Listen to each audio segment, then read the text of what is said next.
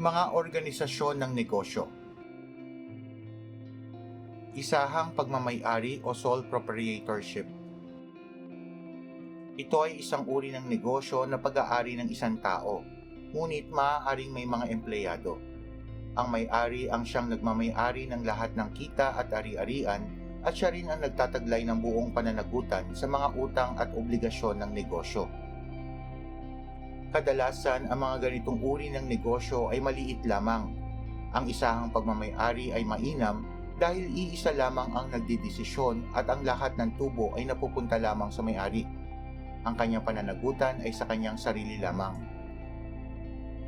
Ang ilan sa kapakinabangan ng isahang pagmamay-ari ay iisa lamang ang nagpapatakbo ng negosyo.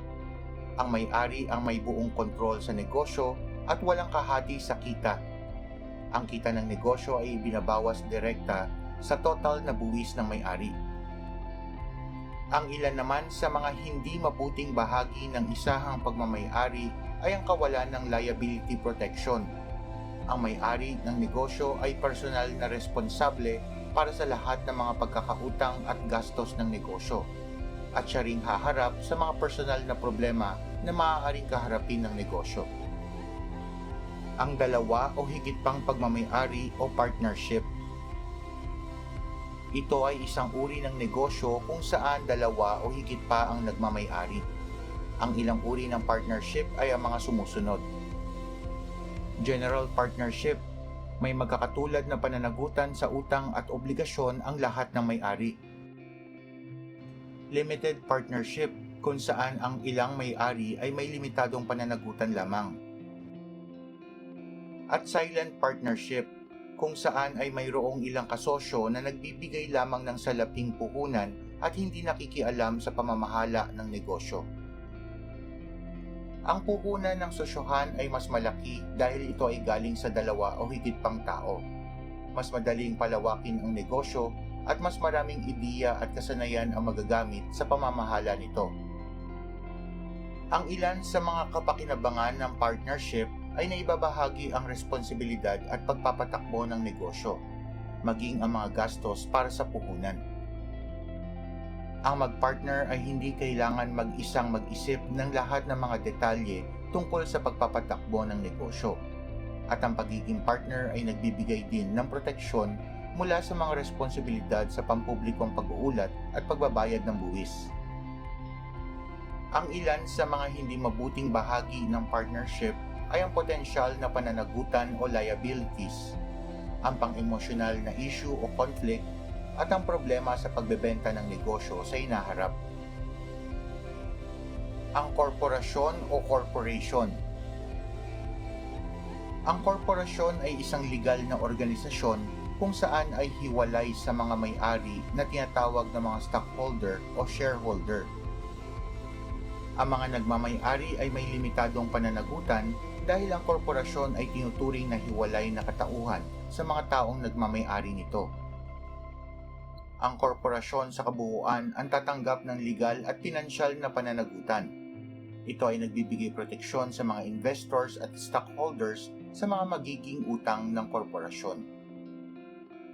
Sa oras na malugi ang kabuuang negosyo, ang tanging mawawala sa mga stockholder ay ang perang pinuhunan nila at ipinambili ng mga bahagi ng kumpanya. May iba't ibang uri ng korporasyon tulad ng public at private corporation.